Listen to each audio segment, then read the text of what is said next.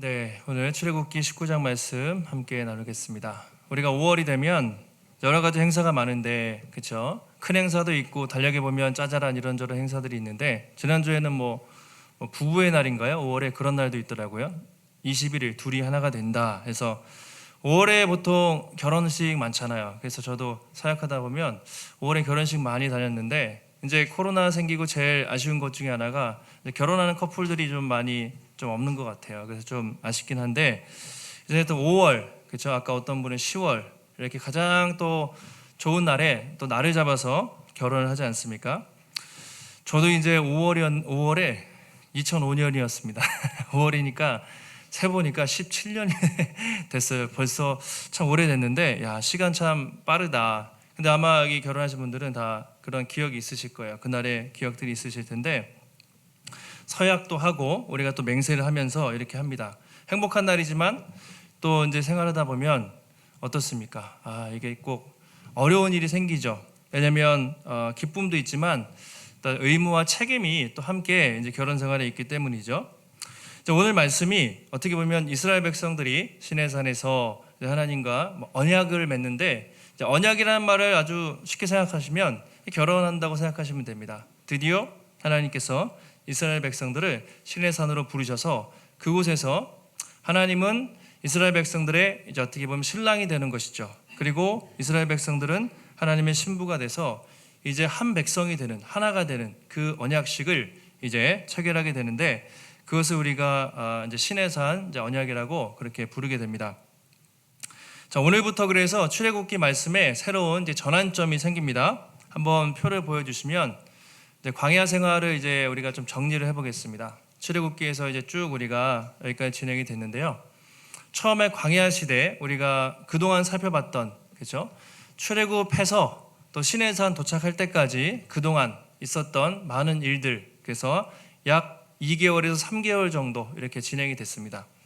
그리고 오늘 이제부터 시작되는 말씀이 19장부터 출애굽기 제2, 어떻게 보면 하이라이트라고 할 수 있는데, 시내산에 도착해요. 그래서 여기서 약 11개월 정도, 약 1년 못 되는 시간 동안 여기서 뭐 합니까?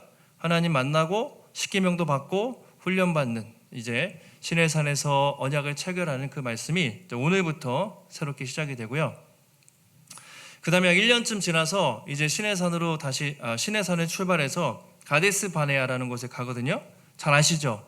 거기서 12명 정탐꾼을 보냈는데 어떻게 합니까? 부정적으로 우리 그 땅 정복 못합니다. 불순종하잖아요. 하나님의 심판으로 가데스 바네아까지 한 2달 정도 50에 걸렸죠.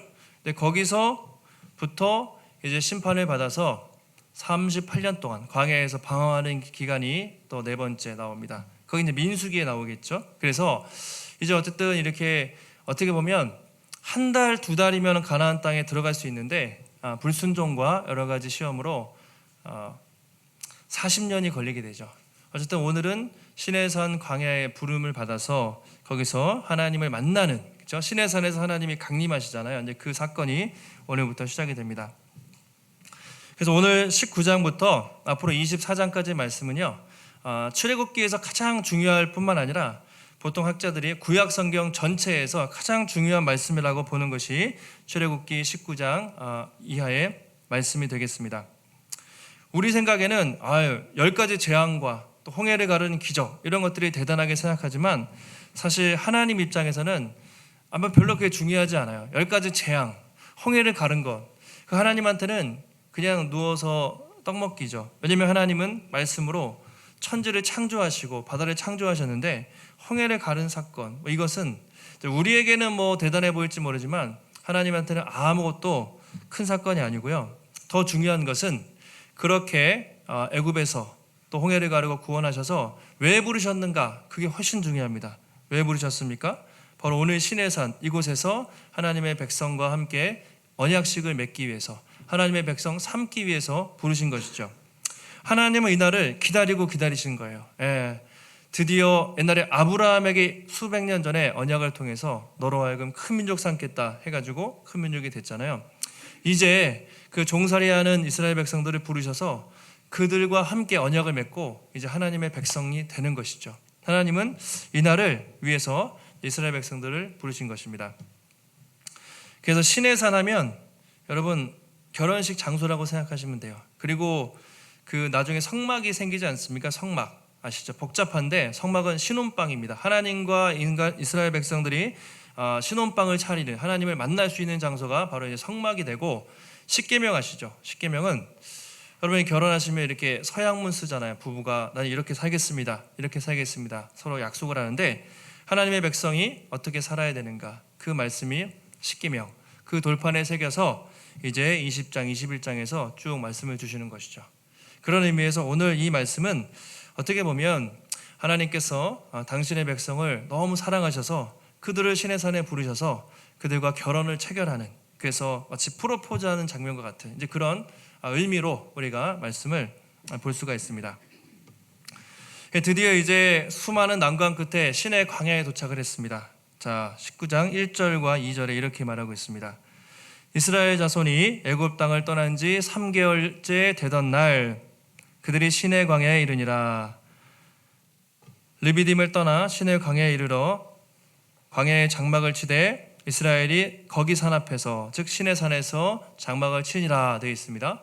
3개월이라고 되어 있는데요. 이제 뭐 어떤 학자들은 이렇게 2개월에서 3개월 걸려요. 번역본마다 조금씩 다른데, 이제 이스라엘 백성이 탈출한 날이 6월절이잖아요. 우리날로 1월 15일입니다. 그래서 여기 3월 1일로 계산하면 약 한 60여일 정도, 2달 정도 되고, 또 이 개역 개정에서는 만 3개월처럼 번역을 했는데 어쨌든 한 2-3달 걸린 것 같아요. 출애굽해가지고 여기까지 오는 시간이 딱 2달에서 길면 3달 정도. 지도 한번 보여주시면, 많이 보셨으니까 처음에 람셋, 애굽에서 나왔죠. 마라를 지나고 엘림을 지나고 신광야를 지나고 르비딤을 지나서 드디어 시내산, 그렇죠? 저기가 가장 중요합니다. 하나님은 바로 이 시내산에서 당신의 백성과 언약을 맺기 위해서 애굽에서 탈출을 시킨 것이죠. 이렇게 우여곡절 끝에 약 한 2-3달 걸려서 시내산까지 오게 됐고요. 저기 이제 시내산에서 가나안 땅으로 가잖아요. 나중에 1년 정도 머물다 가는데 거기서 바로 갔으면은 한 달도 안 걸렸겠죠. 그런데 이제 38년 동안 또 방황하는 역사가 저 시내 반도에서 시작이 됩니다. 어쨌든 지금 배경은 시내산입니다. 딱 시내산에 도착을 했습니다. 하나님이 이제 모세를 산 위로 불러요. 시내산에 인터넷 검색하시면 2,300m 정도, 꽤 높은 산인데 안반으로 되어 있는, 우리 같은 산이 아니라 나무 이런 거 하나도 없고, 좀 북한산하고 약간 비슷한 느낌인데 거기에 나무 하나도 없고 돌로만 되어 있는 이제 그런 산인데요. 산꼭대기로 부르십니다. 그래서 이제 모세를 통해서 이제 언약 체결을 준비하세요. 3일 뒤에 언약을 하시거든요. 그래서 이틀 동안 준비해라. 여기 잘못 오면 어떻게 되죠? 죽는다, 이렇게 얘기해요.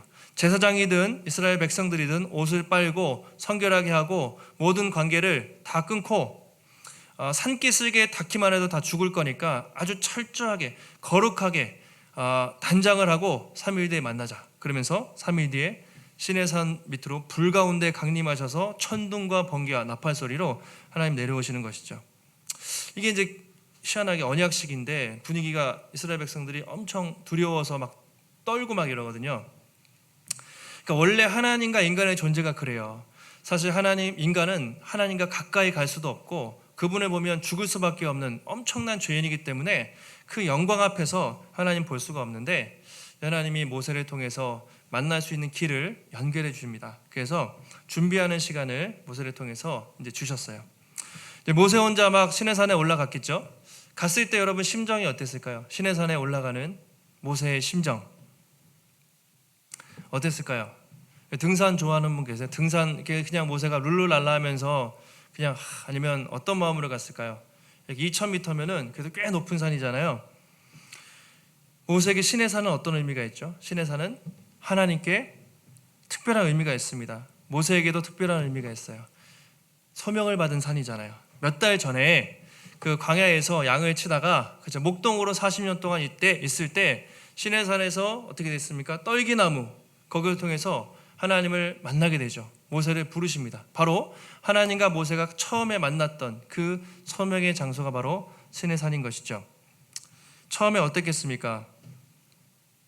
하나님이 너를 통해서 애굽에서 이스라엘 백성들을 구원할 거야 라고 했을 때 잘 아시는 것처럼 우리가 3장에 나오잖아요. 저는 못합니다. 말을 못합니다. 보낼 사람을 보내십시오. 끊임없이 안 됩니다. 거절했던 그 모세. 그때 하나님이 모세에게 이렇게 말씀하시죠. 내가 반드시 너와 함께 있으리라. 내가 이스라엘 백성들을 애굽에서 구원해서 이 산에서 반드시 예배하게 할 거야. 그것이 출애굽기 3장 12절에 나옵니다. 내가 반드시 너와 함께해서 너를 통해서 이스라엘 백성들을 애굽에서 탈출시켜서 이 산에서, 이 신의 산에서 다시 분명히 예배하게 할 것이다 라고 몇 개월 전에 모세에게 약속하셨습니다. 근데 어떻습니까? 바로 지금 몇 달이 지나서 보니까 진짜 내 뒤에, 모세 뒤에 장정만 60만 명이니까 한 200만 명 넘는 사람들이 정말 애굽에서 탈출해서 이 산에 도착한 거예요. 산을 오르는 모세의 심정이 어땠을까요? 하나님에 대한 그런 그 감격이 있지 않았겠습니까? 와, 정말 하나님 대단하시다. 그때는 불가능해 보였는데 나 같은 사람을 통해서 이스라엘을 구원하시고 그 강한 애굽에 바로 세상의 가장 강력한 군대를 깨트리고 이스라엘 백성들을 구원하셔서 여기까지 오셔서 이제 예배를 준비하는 이 모습을 보면서 아마 산에 올라가면서 좀 남다른 심정으로 정말 하나님이 대단하시다. 이분은 정말 놀라우신 분이구나. 그런 좀 감격 속에서 이제 모세가 올라가지 않았을까 우리가 생각을 해볼 수가 있습니다. 자, 올라갔습니다. 하나님이 뭐라고 말씀하시죠? 19장 4절 보시면 내가 애굽 사람에게 어떻게 행하였는지 또 내가 어떻게 독수리 날개로 너희를 업어서 인도했는지 너희가 다 보지 않았냐 이렇게 말씀하세요. 자, 애굽 사람에게 어떻게 행하였는지 이거 누구나 다 알죠. 10가지 재앙과 홍해를 가르는 사건과 수많은 기적을 통해서 하나님이 인도하셨고 어떻게 뭐라고 합니까? 독수리 날개로 너희를 업어서 인도했는가. 이런 독수리 날개, 하나님이 독수리 날개로 인도했다 이런 표현을 하고 있습니다. 독수리가 여러분 우리는 잘 없지만 동물의 왕국 같은 데 보시면 큰 독수리가 이게 작아 보여도 날개를 피면 얼마큼 펴지죠? 이렇게 길이 재면 보통 한 2m, 3m까지 거의 되는 게 있다고 그래요. 큰 독수리들은, 그러니까 독수리 날개라는 것은 정말 웅장하고 위험 있고 거대한, 그렇죠? 독수리들은 큰 독수리들은 사슴이나 양도 잡아먹고 거의 힘이 세잖아요. 엄청난 위험과 또 능력, 이것을 독수리의 날개죠. 하나님이 내가 그동안 한 2달, 3달을 돌아봐라. 얼마나 큰 능력으로 그리고 독수리 날개로 업어서 너를 인도했냐라고 하나님이 모세에게 말씀을 하십니다. 정말 그 모세 입장에서 2달, 3달을 회상해 보면 야, 그렇지. 10가지 재앙. 그리고 홍해를 건너자마자 3일 지났는데 어땠습니까? 물이 없었죠. 사람들이 원망했습니다. 그때 하나님이 나무를 던져서 물을 달게 하셔서 마라에서 쓴물을 달게 하신 역사. 그러면서 여호와 라파, 나는 치료하는 하나님이다. 그 말씀을 주셨죠. 또 며칠 지나서 신의 광야를 지나갔습니다. 먹을 게 없어요. 원망하고 불평하는데 어떻게 합니까? 아침에는 만나, 저녁에는 메추라기로 계속해서 먹이셨습니다.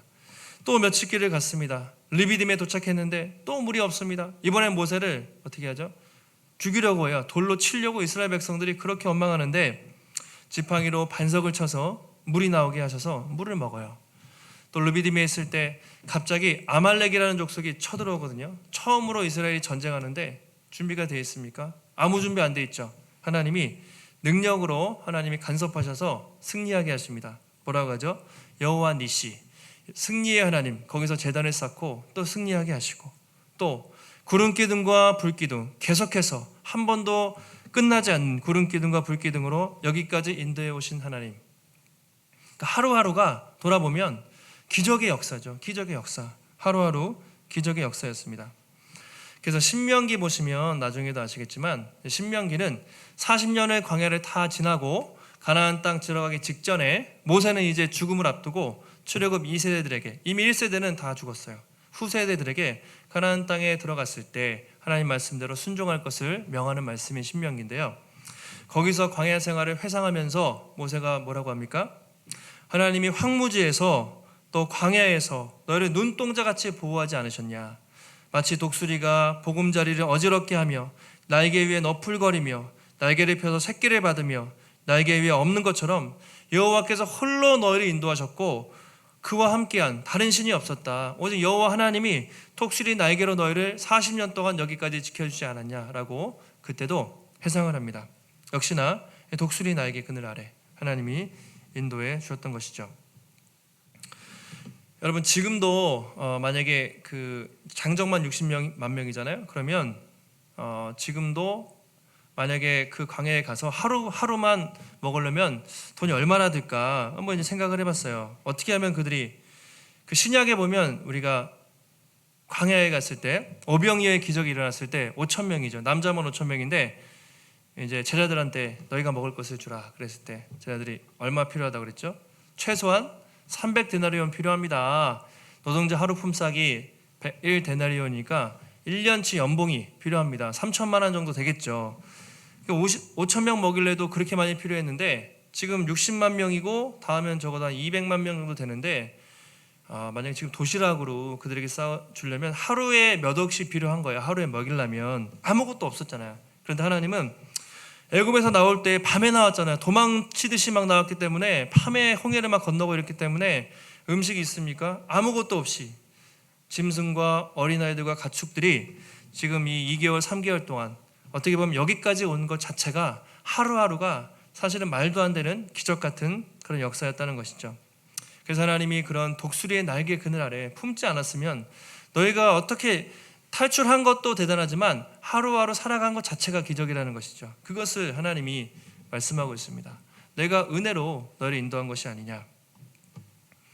여러분 독수리가 신명기에서도 나오지만 새끼를 이렇게 키울 때 동물의 왕국 보시면 독수리가 어떻게 키웁니까? 가끔 날개짓을 할 때 좀 강하게 키우죠. 이렇게 가끔 떨어뜨리거나 떨어지는데 이렇게 막 날개짓을 할 때 떨어지려고 할 때 날아서 이렇게 건지고 뭐 이런 장면들이 있거든요. 그만큼 독수리가 이제 새끼를 키울 때 강하게 키워요. 왜냐면 자립해야 되니까 날개에 힘이 돋아서 스스로 날 수 있도록 어때는 던져버릴 때도 있고 끊임없이 파닥파닥 하다가 어느 순간에 날개에 힘이 돌아서 스스로 날게 되죠.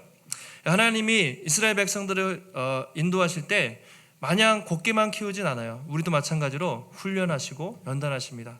물이 없는 상황, 메마른 곳으로도 인도하시고요. 사망의 음침한 골짜기로 가게 하세요.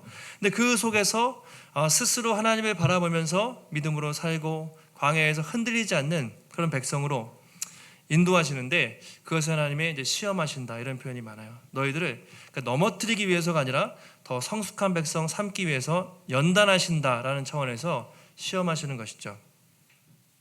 자, 그런 차원에서 오늘 여기 이스라엘 백성들이 사실 여기까지 온 것은 시내산에서 이제 중간고사를 본 거예요. 중간평가. 3개월 정도 지나지 않았습니까? 그동안 3개월 동안 하나님 이스라엘 백성들을 시험하셨는데 여러분이 만약에 하나님이라면 이스라엘 백성들의 모습을 볼 때 여러분 몇 점을 주겠습니까? 정말 깐깐하게 안 하고 정말 후하게 줘도 여러분 성경에 나오는 기록대로만 봤을 때 이 지난 3개월 동안 애굽에 나와서 광야에서부터 시내산까지 중간고사 시험을 여러분들이 평가한다면 얼마를 줄 수 있겠습니까? 잘 줘도 뭐 아까 물어보니까 C뿔 이상 잘 줄 수가 없잖아요. 진짜 깐깐한 교수님 같으면 그냥 낙제 F를 줄 거 아니에요. 거의 뭐 이스라엘 백성들이 3개월 동안 뭐 했습니까? 맨날 원망하고 불평만 했지.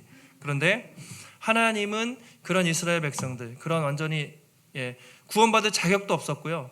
시내산 홍해 건넌 다음에도 뭐 하나 잘한 것이 없음에도 불구하고 그들을 부르셔서 하나님이 언약의 백성으로 삼아 주신다. 이것 자체가 사실은 엄청난 놀라운 은혜라는 것이죠.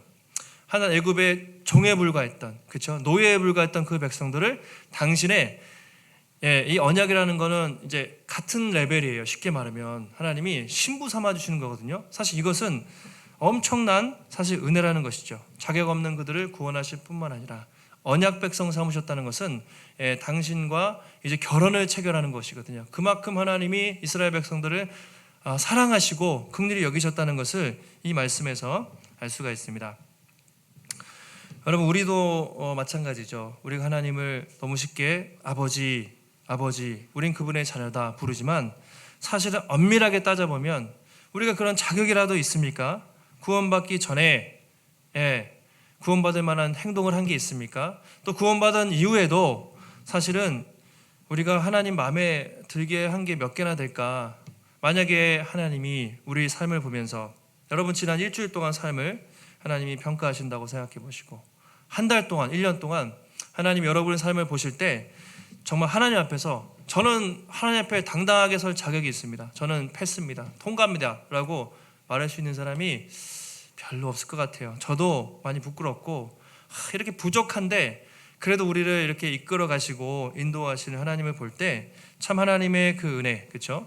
끊임없이 원망하고 또 넘어지고 한눈 높알고 실패하지만 변함없이 우리 이끌어 가시고 또 자녀 삼아 주신 그 은혜가 정말 크다는 것을 우리가 생각해 볼 수가 있습니다. 자, 하나님이 이제 모세를 불러서 이제 약속을 하세요. 중요한 말씀인데 5절 보시고 한번 하나님이 이렇게 말씀하십니다. 시작. 세계가 다 내게 속하였나니 너희가 내 말을 잘 듣고 내 언약을 지키면 너희는 모든 민족 중에서 내 소유가 되겠고. 자, 보세요. 세계가 다 내게 속하였다. 온 세상이 다 나의 것이다. 이스라엘뿐만 아니라 애굽도 하나님의 것이고 또 블레셋도 미디안도 아말렉도 사실 다 하나님의 것이죠. 그런데 너희가 그 중에서 내 말을 잘 듣고 내 언약을 지키면 어떻게 됩니까? 모든 민족 중에서 나의 소유가 되겠다 이렇게 얘기했습니다. 소유. 히브리어로 세굴라라고 하는데요. 중요한 말입니다. 소유라는 말이 좀 약한 표현인데 가장 가치 있는 것, 그냥 영어로는 트레저, 보물이라고 되어 있어요. 가장 귀한 보물이다 이렇게 말하고 있습니다. 너희가 세상에 다 나의 것이고 내가 다 사랑하지만 특별히 내가 너희를 택했는데 너희가 내 말을 잘 듣고 앞으로 맺을 언약을 잘 지키면 너는 세상 모든 민족 중에서 내가 가장 사랑하는 나의 보물처럼 내가 여겨줄게. 나의 가장 소중한 존재가 될 것이야 라고 하나님이 그렇게 축복을 하고 있습니다. 자, 이제 언약이라는 말 이제 앞으로 많이 나오니까 한 번만 제가 설명해 드리면 이제 베리트라고 히브리어로 그러는데요. 원어 의미로는 자르다라는 말이에요. 이게 별로 약속이라고 생각하시면 되는데 계약, 약속. 근데 그것보다 훨씬 강한 의미인데 언약이라는 말이 원래 자르다. 뭘 자르려면 고대 근동에서 이렇게 계약을 체결할 때요. 항상 짐승의 배를 가른 다음에 쌍방 계약을 하잖아요. 이쪽과 저쪽이 계약할 때 짐승 위로 지나가요. 뭐 소를 잡습니다. 양을 잡습니다. 배를 쫙 갈라놓고 지나가면서 둘 중에 하나라도 이 약속을 어기면 이 짐승과 같이 배를 쪼개서 죽인다. 이것이 이제 언약이라는 말입니다. 그만큼 이 언약이라는 것은 양쪽에서 계약을 할 때 목숨을 걸고 둘 중에 하나라도 지키지 않으면 목숨을 담보하고 체결하는 것이 이런 계약, 언약이라는 말이거든요. 그러니까 하나님이 이스라엘 백성과 함께 이런 언약을 맺었다는 거예요. 내가 너를 끝까지 책임을 지겠다. 내가 목숨 걸고 너를 책임질 테니 너는 목숨 걸고 나를 따라와라. 이것이 하나님과 이스라엘 백성들이 맺었던 언약이라는 의미입니다. 그래서 이 언약을 잘 지키면 세상 모든 민족 중에서 가장 나의 보물과 같이 내가 소중하게 너를 여겨줄 것이다. 주님이 그렇게 말씀을 하는 것이죠. 근데 이제 한 가지 우리가 좀 이제 오해하실 수 있는 것이 언약을 지키면 우리가 뭐 구원을 받는다, 순종해서 구원받는다. 전혀 그렇지 않고 일단 이스라엘 백성들은 은혜로 구원을 받았어요. 그냥 값없이 애굽에서 구원을 받았지 않습니까? 그럼 이 언약은 뭐냐? 하나님의 구원받은 백성이 하나님과의 관계를 풍성히 누리기 위해서 지키는 것이 언약입니다. 순종이에요. 우리 중에 누구도 우리가 어떤 행위나 노력으로 절대로 구원을 받을 수가 없죠. 오직 은혜로 받았습니다. 이것이 우리의 고백인데 그렇지만 은혜로 받았기 때문에 막 살아도 되느냐? 전혀 그렇지 않고 우리의 의무와 책임이 있는데 주신 그 말씀에 순종하며 살 때 하나님 관계가 풍성하게 누릴 수 있다는 것이죠.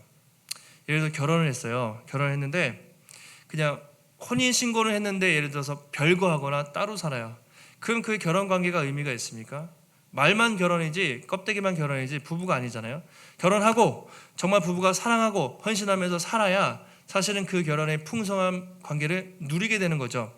우리도 뭐 예수 믿고 구원받았다 자체가 중요한 게 아니라 구원받은 백성답게 말씀에 순종하며 살면서 하나님 관계를 풍성히 누리고 그분의 사랑을 누리며 살아가는 것이 훨씬 중요하죠. 이런 차원에서 언약을 말씀을 잘 지키는 것이 우리에게 너무 중요하다는 것을 하나님이 강조하고 있어요. 그렇게 할 때 보석 같은 존재로 너는 나의 보석 같은 존재야 그렇게 말씀하고 있습니다. 이제 신약에도 이런 표현이 있어요. 이제 구약의 세굴라, 이 보석 되게 좋은 표현이잖아요. 말씀 준비하면서 포이에마라는 말을 들어보신 분이 계실지도 몰라요. 포이에마라는 말이 있는데 뭐 책 출판사도 있고 그런데 피조물, 창조물 이런 만들다 이런 말이거든요. 포이에마가 신약 성경에 딱 2번 나오는데 이제 로마서 1장에 창세로부터 그의 보이지 아니하는 것들 하나님의 신성이 그 만드신 만물에 분명히 나타난다 이렇게 되어 있거든요. 만물, 하나님이 지으신 창조물 이것이 포이에마예요. 근데 우리에게 더 잘 다가오는 게 에베소서 2장 10절에 이제 이 표현이 있습니다. 아마 잘 들어보신 말씀일 텐데 한 목소리로 우리 2장 10절 읽어보겠습니다. 시작.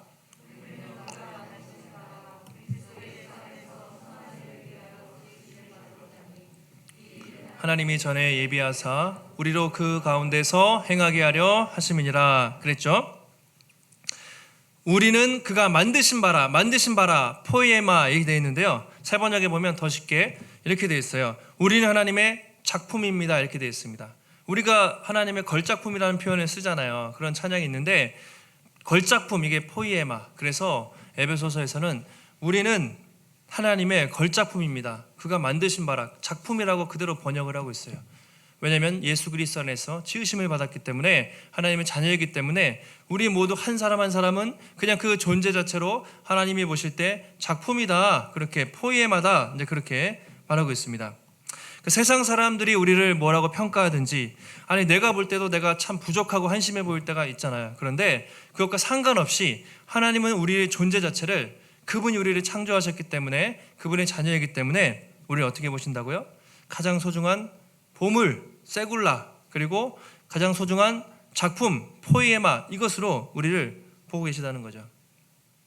별로 안 믿는 눈치인데 옆에 보시고 한번 우리 이게 참 우리가 자아상이 많이 나빠요. 자존감이 맨날 세상에서 그거밖에 못해 막 이런 얘기 듣고 우리가 사시잖아요. 그런데 세상은 그렇게 보지만 하나님은 그냥 존재 자체로 우리를 작품으로 보신다니까요.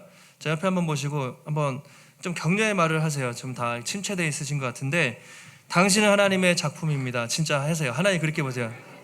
당신은 하나님의 보물입니다. 하나님의 보물입니다. 예, 아니 정말이에요. 속으로 뭐 보물은 무슨 내가 그런데 성경에 그렇게 말하고 있잖아요. 아까 에베소서에 우리는 하나님의 작품입니다. 하나님이 우리를 작품으로 빚으셨고 존재 자체로 우리의 어떠함과 우리의 직업과 우리가 어떻게 사는지 사실 상관없이 그분이 우리를 예수 그리스도 안에서 보물로 보신다. 그것을 우리가 잘 알고 사는 것이 중요해요. 그렇지 않으면 세상에서 얼마나 우리가 되게 초라해 보이고 얼마나 많이 흔들립니까? 우리의 정체성은 하나님의 보물이다. 그것을 확실히 우리가 알고 사는 것이 중요합니다. 자, 그 다음에 이제 하나님이 한 말씀 더 하세요. 이렇게 6절에서 이렇게 말하고 있죠. 너희가 내게 대하여 제사장 나라가 되며 거룩한 백성이 될 것이다. 처음에는 언약을 지키면 나의 세굴라 보물이 될 것이다. 그렇게 말씀하셨고 이제 이스라엘 백성들에게 정체성과 사명을 주시는 거예요. 제사장 나라가 될 것이다. 거룩한 백성이 될 것이다. 이렇게 말씀하십니다. 자, 이 5절과 6절은 오늘 말씀 중에서도 가장 중요한, 그러니까 구약 성경에서 가장 중요한 구절 한 두세 개 뽑으라면 이 말씀입니다. 학자들이 대부분 가장 하나님의 백성, 모든 성도들의 정체성이라고 할 수 있는 것이 바로 거룩한 백성 그리고 제사장 나라 이 두 가지 말씀이에요. 하나님 우리를 부르신 목적입니다. 목적. 여러분들 제사장 하면 좀 어려우실 텐데 제사장 나라, 제사장이 무슨 역할을 하죠? 우리가 제사장 하면 여러 가지 일하지만 하나님과 인간 사이에, 하나님과 인간이 타락했잖아요. 하나님이 인간에게 직접 나갈 수가 없어요. 아시는 것처럼 모세가 중재했기 때문에 그렇지 그냥 신의 산에 들어갔다면 불 맞아서 다 죽었습니다. 그만큼 너무나 인간과 하나님의 차이는 너무나 커요. 사실은 원래는 안 그랬죠. 처음에 창조됐을 때는 하나님과 인간이 교제할 수 있었는데 이 죄 때문에 너무나 큰 간극이 벌어졌어요. 그래서 하나님이 인간에게 자신에게 나올 수 있는 방법을 주셨는데 제사장을 통해서 희생제물을 잡아서 제사 지내서 하나님께 나올 수 있는 길을 열어주신 것이죠. 그래서 제사장의 가장 기본은 중보사역이라고 하는데 더 쉽게 말하면 브릿지, 다리예요. 다리. 하나님과 타락한 백성을 연결하는, 백성이 나갈 수 있게 하는 다리. 이것이 이제 제사장입니다. 표를 보시면 이렇게 되는 거죠. 그러니까 이제 부동산 계약할 때 부동산 중개인이 있잖아요. 매도할 때 서로 계약을 체결하게 역할을 해주는데 어떻게 보면 비슷한 역할이라고 할 수가 있습니다. 저 왼쪽에 보시면 하나님이 있고 이스라엘이 있잖아요. 제사장이 하나님과 이스라엘을 연결해 준다고 그랬죠. 그럼 너희는 이제 제사장 나라가 될 거야. 이스라엘에게 제사장 나라가 된다고 했을 때 이스라엘이 어떤 역할을 합니까? 하나님과 세상을 연결하는, 즉 애굽과 모든 이방인들과 세계 열방을 연결하는 그런 나라로 하나님이 부르셨다는 것이죠. 이 제사장의 중요한 건 뭐냐면 자기 자신을 위한 게 아니에요. 다른 사람을 위한 거라고요. 제사장 자체가 중보자이기 때문에. 그래서 이스라엘 너희들 구원한 목적이 너희들 자신을 위한 것도 있지만 항상 너희는 기억해야 된다. 너희는 제사장이야. 뭐냐면 다른 이방 민족들에게 나 여호와 하나님을 증거할 책임이 있는 제사장 나라야. 그것이 제사장 나라라는 의미이죠. 네가 복받는 게 자체가 목적이 아니라 너를 통해서 다른 모든 민족들이 나를 알게 되게 하는 것, 그게 제사장 나라고 이스라엘 백성들에게 언약을 맺으면서 그 사명을 주시는 거예요. 너희는 제사장 나라가 되어야 된다. 처음에 하나님이 아브라함을 부르셨잖아요. 아브라함을 부르실 때도 비슷해요. 우리가 아브라함이 복받는 것도 중요한데 본토 친척 아비집을 떠나서 내게 보여줄 땅으로 가라. 큰 민족을 이루고 너를 창대하게 하겠다. 여러분, 아브라함 자체가 복받는 것도 중요한데 하나님의 포커스는 그것이 아니라 아브라함을 통해서 세계 열방에 복을 주시는 거죠. 그것이 창세기 12장 3절에 나옵니다. 같이 한번 이 말씀 읽어보겠습니다. 시작. 너를 축복하는 자에게는 내가 복을 내리고 너를 저주하는 자에게는 내가 저주하리니 땅의 모든 족속이 너로 말미암아 복을 얻을 것이라 하신지라. 자, 너를 축복하는 자에게 복을 내리고 저주하는 자에게 저주하는데 뭐죠? 중요한 게 땅의 모든 족속이 너로 말미암아 복을 얻을 것이라. 땅의 모든 족속이라는 말이 중요해요. 아브라함을 통해서 너 혼자 복받는 게 아니라 너를 통해서 모든 족속이라고 말하고 있습니다. 너를 통해, 즉 너로 말미암아, 너를 통해 너로 말미암아 이렇게 복을 받는다는 것이죠. 결국 너를 통해서 유대만 복받는 것이 아니라 모든 이방 족속들, 왜냐하면 다 하나님의 것이니까 결국 다 하나님께 돌아와야 되잖아요. 그래서 모든 민족들이 다 구원받고 복을 받는 것, 이것이 하나님이 아브라함을 부르신 목적이었고, 오늘 이스라엘을 택하신 이유도 너만 복받으라고 하는 거 아니다. 네가 잘나서 부른 거 아니야. 너를 통해서 블레셋 그리고 애굽 모든 이방 사람들에게 내 이름을 증거하는 사명을 준 거야 라고 하나님이 그렇게 말씀을 하는 것이죠. 근데 이스라엘 백성들이 어떻게 했습니까? 잘했습니까? 못했습니까? 실패했죠. 이 제사장 나라는 것을 오해했습니다. 잘못 생각했어요. 그것을 어떻게 바꿔버렸습니까? 선민의식, 우리만 잘났구나, 우리만 자격이 있구나, 하나님 우리만 사랑하시지 라고 해서 계속해서 이방민들을 차별하고 복음을 전하지 않고 그렇게 위선적인 모습을 예수님 오실 때까지 계속 보이잖아요. 완전히 실패했어요. 네가 잘나서 그런 게 아니라 네가 못났지만 너를 통해서 나의 구원을 전해라 그랬는데, 내가 잘나서 구원받았구나, 우리만 선택받은 민족이구나, 우리만 할례 받았지, 우리는 거룩하지, 쟤네들은 짐승이야, 계속 이렇게 생각을 하다가 결국 하나님께 심판을 받은 것이 구약 이스라엘의 모습이죠. 얼마 전에도 중동에서 지난주까지 이스라엘과 팔레스타인 가자지구 블레셋의 후예잖아요. 이게 계속 그때 싸웠는데 지금도 싸우고 있어요. 그래서 뭐 하마스 이 무장 단체와 막 싸우고 있는데, 원래는 이스라엘이 그러면 안 되죠. 원래는 제사장 나라가 됐어야 됐어요. 그들을 품고 하나님을 전해야 되는데 미사일 날려버리고 공격하고, 그런 어떻게 보면 이스라엘 백성의 제사장 나라의 직분을 그들이 잘 감당을 못했을 때 지금은 완전히 뭐 이스라엘이 깡패처럼 거의 이렇게 행동을 하게 되는 것이죠.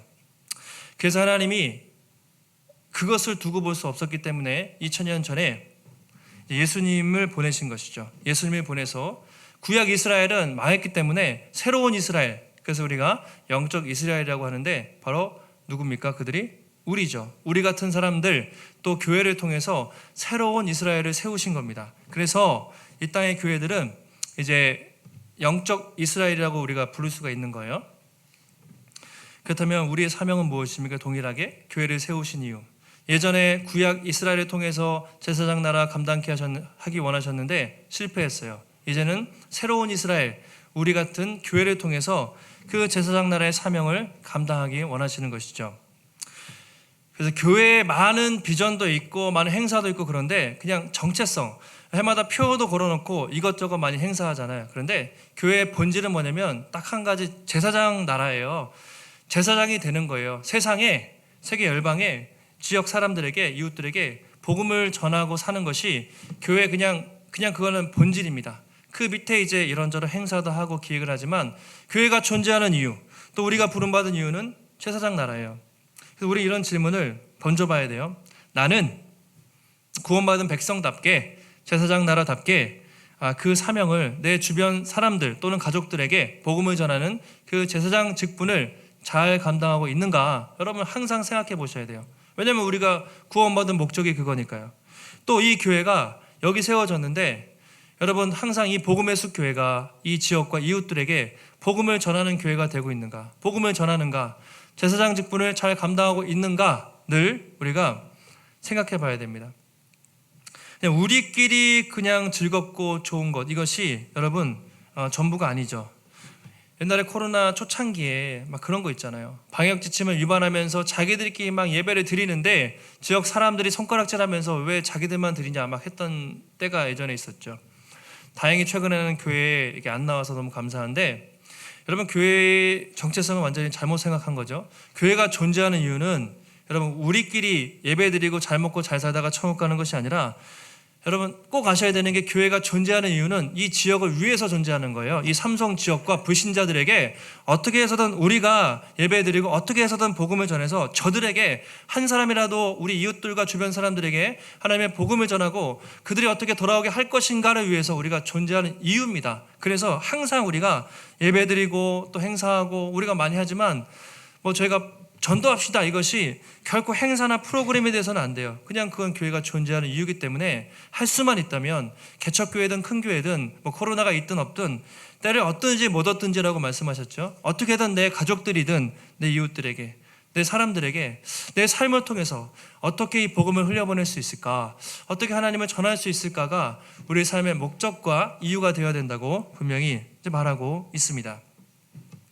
그래서 베드로가 이 말씀을 인용해서 이렇게 말하고 있죠. 마지막으로 잘 아시는 말씀이에요. 여러분 다 암송하시는 말씀인데 딱 오늘 출애굽기 이 말씀을 베드로가 인용해서 신약의 성도들에게 던진 말씀이잖아요. 우리 2장 9절 말씀 함께 읽겠습니다. 시작. 너희는 택하신 족속이요 왕같은 제사장들이요 거룩한 나라요 그의 소유가 된 백성이니 이는 너희를 어두운 데서 불러내어 그의 기이한 빛에 들어가게 하신 이의 아름다운 덕을 선포하게 하려 하심이라. 너무나 잘 아시잖아요. 한번 잘 생각해 보십시오. 상반절과 하반절을 여러분 두 가지를 잘 생각하셔야 돼요. 먼저 상반절, 우리가 예수 그리스도 안에서 받은 은혜가 얼마나 풍성한지, 택하신 족속이 됐고, 아까 제사장 나라인데 구약에는 여기서 뭐라고 합니까? 왕같은 제사장 추가됐어요. 예수님과 같이 세상을 통치할 권세를 입은 우리는 왕같은 제사장이 됐다. 또 그의 거룩한 나라가 됐고 하나님의 소유가 된 백성이 됐다. 이것이 예수님 안에서 우리가 받은 놀라운 신분입니다. 특권이에요. 우리는 늘 이게 감사해야 돼요. 은혜입니다. 근데 여기서만 끝나면 되시면 안 되고요. 하반절이 중요합니다. 다시 한번 띄워주시면, 우리를 그렇게 세우신 이유가 중요해요. 이렇게 구원하셨지만 우리 구원하신 이유와 목적이 뭐냐면, 너를 어두운 데서 불러내어 그 사망과 어둠의 권세에서 불러내어 그의 기이한 빛 가운데 그의 생명과 영생에 들어가게 하신 이의 아름다운 덕, 뭐죠? 하나님 예수 그리스도의 복음을 선포하게 하려 하심이라. 전반절은 우리를 구원하신 목적과 이유입니다. 너무나 감사하지만 하반절은 우리의 우리의 의무예요. 책임이에요. 그냥 구원하신 걸로 나만 누리고 죽으라는 것이 아니라, 그렇게 했으니 이제 너희를 통해서 이 어두운 세상에 기이한 빛, 아름다운 복음을 선포해라. 이것이 하나님의 우리를 부르신 목적이고요. 이 두 가지를 잘할 때 우리가 하나님의 백성으로 온전히 그 사명을 감당하는 삶이 될 수 있다는 것이죠.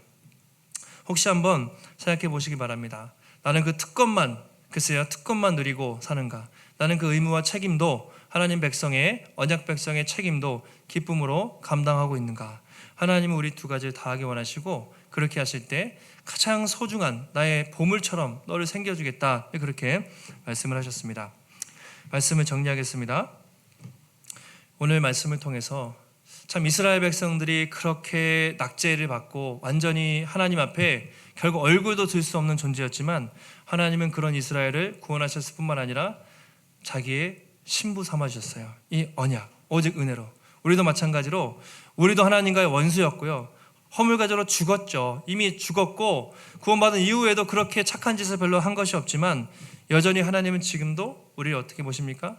우리 당신의 보물로 보시고 포이에마, 걸작품으로 보신다. 여러분 이 사실을 항상 기억하시면 좋겠어요. 뿐만 아니라 사명을 주셨다는 것이죠. 우리를 통해서 지금도 예수를 모르고 복음을 모르는 그 사람들에게 한 사람이라도 하나님께 돌아오게 하는 그 축복의 통로로 우리를 삼길 원하셨습니다. 한 주간도 여러분 살아가실 때 하나님의 소중한 보물입니다. 사랑받는 자녀로서의 그 정체성, 그 기쁨을 여러분 풍성히 누리셨으면 좋겠습니다. 세상이 뭐라 해도 나는 하나님의 작품이다. 하나님 나 이렇게 보신다. 그런 담대함을 가지시고 또 한 가지는 나에게 주신 사명, 그 복음을 증거하는 그 사명을 잘 감당하셔서 하나님께 영광 돌리시고 또 빛과 소금이 되는 제사장 나라의 삶을 살아가시는 복된 성도들과 또 복된 교회가 되시기를 주님의 이름으로 축원합니다. 하나님 감사합니다. 오늘도 우리에게 귀한 말씀 주시고 다시 한번 이 출애굽기 말씀을 통해서 하나님이 우리를 얼마나 사랑하시고 또 얼마나 놀라운 자녀 되는 권세를 주셨는지 다시 한번 깨닫게 하시니 감사를 드립니다. 날마다 우리를 작품으로 또 하나님 소중한 보물로 또 부르신 그 하나님의 은혜에 감사하며 세상이 뭐라고 할지라도 흔들리지 않고 정체성을 가지고 당당하게 하나님의 백성으로 살게 하시고 또 우리에게 사명도 주셨습니다. 그 기쁜 사명, 이 복음을 온 백성들에게 열방에 증거하는 그 사명 다시 한번 우리에게 감당케 하셔서 우리의 삶을 통해 또 이 복음의 숙교회를 통해 우리 주변 이웃들과 이 지역에 하나님의 복음이 증거되는 하나님 축복의 통로로 쓰임 받을 수 있도록 제사장 나라의 삶을 살아갈 수 있도록 붙잡아 주시옵소서. 한 주간도 주의 은혜로 승리케 하시기를 간구하며 모든 말씀 예수님의 이름으로 기도드렸습니다. 아멘.